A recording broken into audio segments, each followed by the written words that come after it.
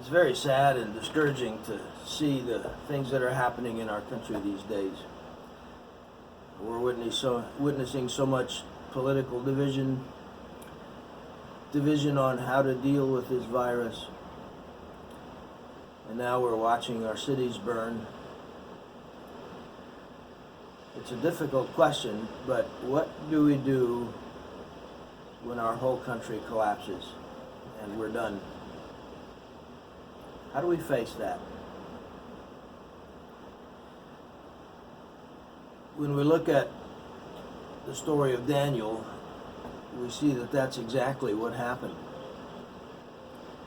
Daniel and his 3 friends have lost their country. It's not burning, it's burnt.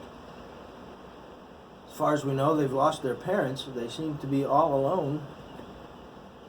They've lost their homeland. They've been taken away to Babylon, put in the king's palace, subject to all sorts of wicked influences, being trained in the local wisdom of the Babylonians. Everything has been snatched out from under them.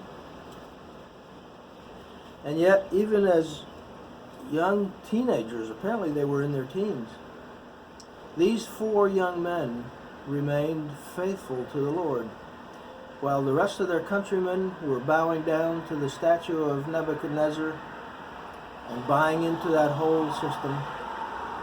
They stood strong. They stood up.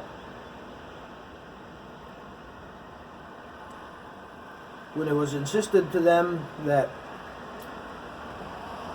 they interpret Nebuchadnezzar's dream,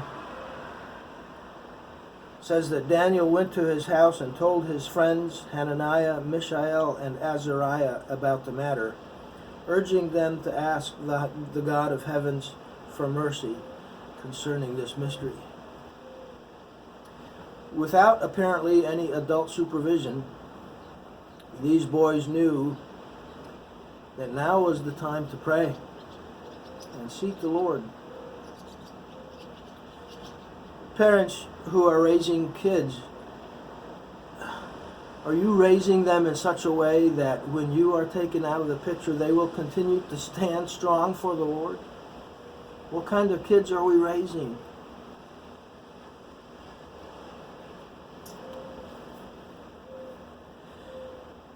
I have some questions for all of us, some adults, even those of us who are adults. We have some questions that we need to answer in times like these. Let me throw these by you. Are we so concerned about our economy that we have forgotten how to trust the Lord and how to depend on Him? Are we so worried for our own health that we neglect concern for others? Do we insist on keeping our own individual rights that we forget about justice for all? Is the success of our political party more important than righteousness and truth?